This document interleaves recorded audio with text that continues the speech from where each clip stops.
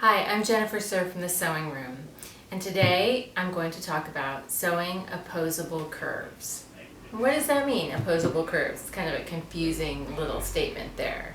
But what it means is two curves that appear to be the same shape, but one is actually concave and the other is convex.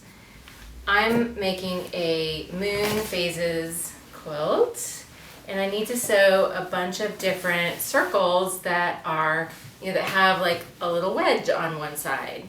So what I'm going to do today is show you how to do that. This is also applicable to places on a garment like sewing a bust seam, an armhole, or any other sort of curve that you may have where you have two different curves that need to get sewn together. Let's get started.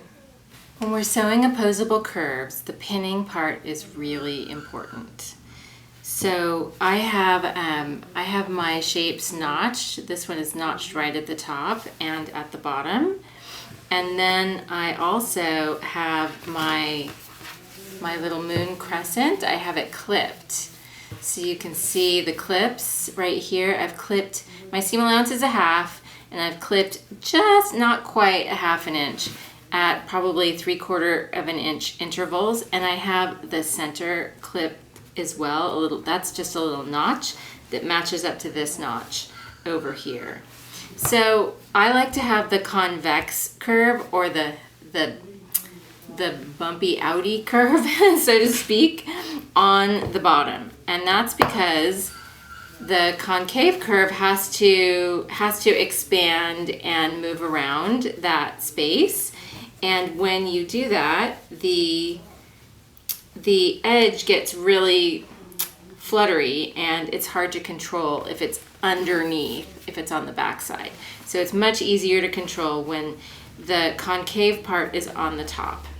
Sometimes you have concave and convex in the same piece, like on a princess seam of a dress, in which case you'll have to play around to see the more convex part should be on the bottom and the more concave one should be on the top.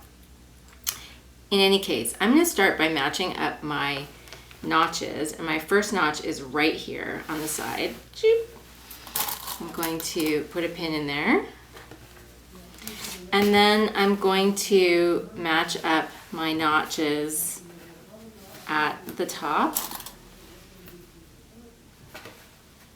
and at the bottom. So I have a little notch for both.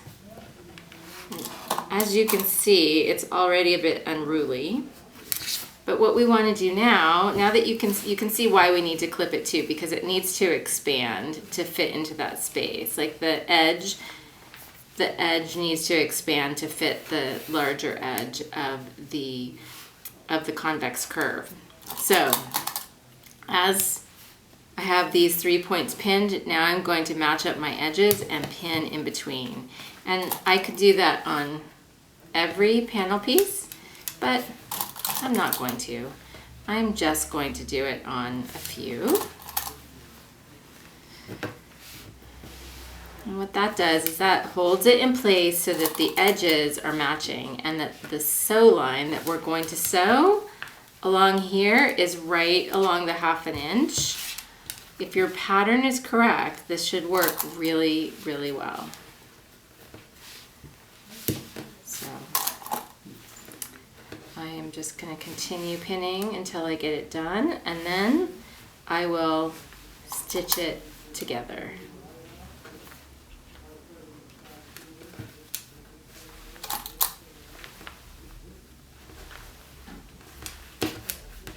And as you can see, I'm flattening it out as I go.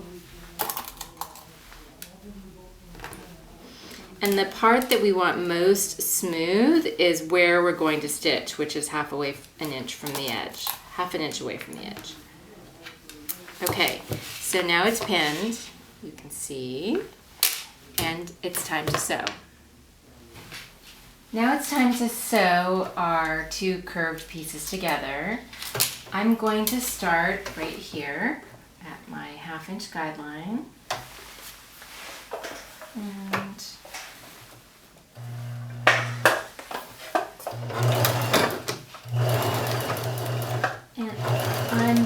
keep my needle a ½ inch away exactly, because that's where my seam allowance is, and I'm sewing over my pins.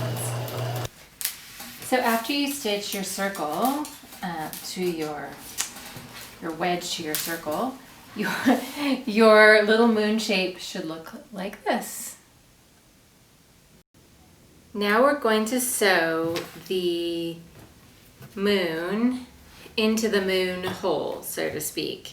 And it's a little bit complicated, but it's not hard to do. So the first thing I'm going to do, I have my centers notched on my white piece of fabric. So you can see right here, there's a little notch at the top and bottom, and then I also have a notch left and right. So I'm going to fold my moon in half and mark where the actual centers are, because the notches that I had on there before were more of a matching notch to get the wedge onto the other part. And then after I have those center notches, I'm going to put those center notches together and make sure I have a notch at the other center. So it's divided in quarters at the moment. And I want my gold to be towards the inside. So the first thing I'm going to do is I'm going to slip my moon underneath. And then the tricky bit is that we want the moon on the underneath because it's the convex curve. The whole thing is convex. And because this circle in the middle that we're sewing it onto is the concave curve, we want that one on top. So I'm going to start by sort of flipping over my fabric like this and pinning. I'm pinning the notches at the top, and then I'll take this one and pin that notch to the bottom notch. And I'm going to be actually sewing on the white, but as you can see, it's a little weird because we have all this fabric on top. And once I get those 4 quarter notches matched up like this,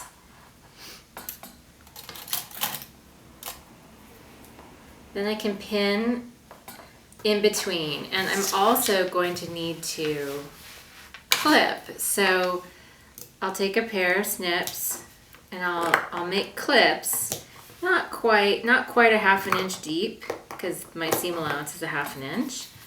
And if you're feeling worried about cutting too far, you can always do a stay stitch a ½ inch away from the edge along this circle before you take your clips. So I am clipping and then pinning down, matching the edges, just like this, and I'll do this all the way around my moon.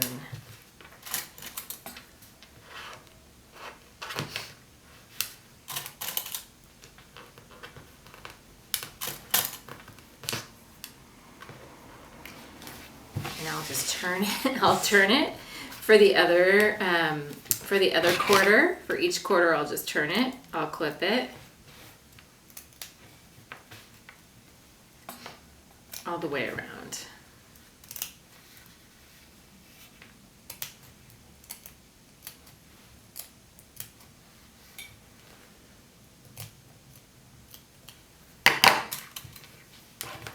And then again, matching the edges.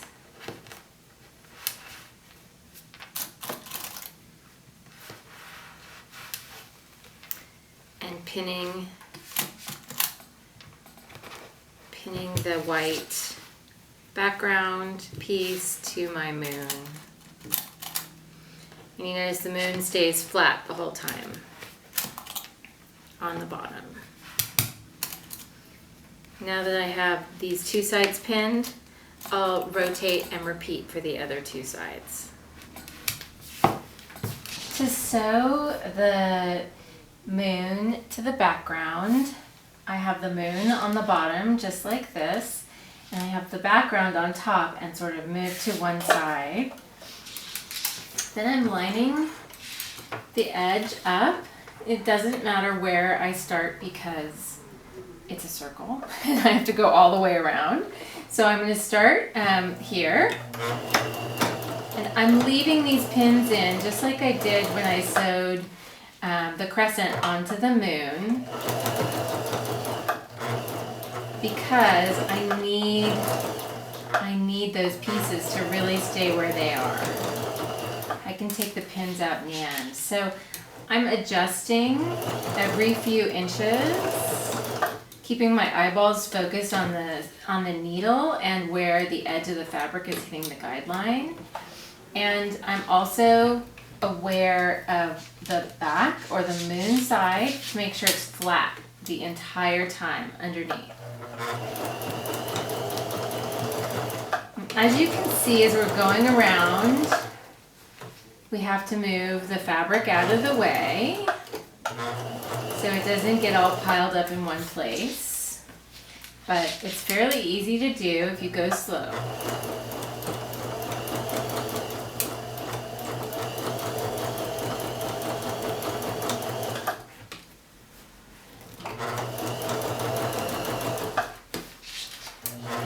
Certainly doesn't take very long to get around this moon. We're almost to the beginning. Your fabric may get twisted, but that's okay. We just want to make sure it's flat under here, and whatever's happening over there is happening over there.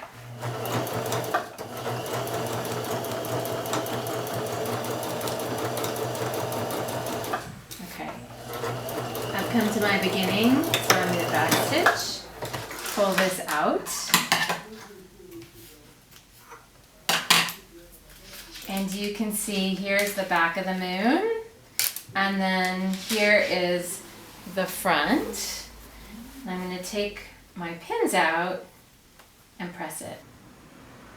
So now I've finished this phase of my Moon Phases quilt, which has all of the moons inserted into the whole quilt design. So as you can see, I have all 8 moon phases in here, from full moon to new moon, half moon to crescent, waning gibbous, and waxing gibbous. It's all there. The important things to remember when sewing opposing curves is that we have the concave part of the curve on the top side when we're sewing. That way we control all of the fabric much easier. So remember, the concave goes on top of the convex and you'll have no problem at all. Thanks for watching this video. If you liked it, please give us a thumbs up and maybe even subscribe. It really helps us out.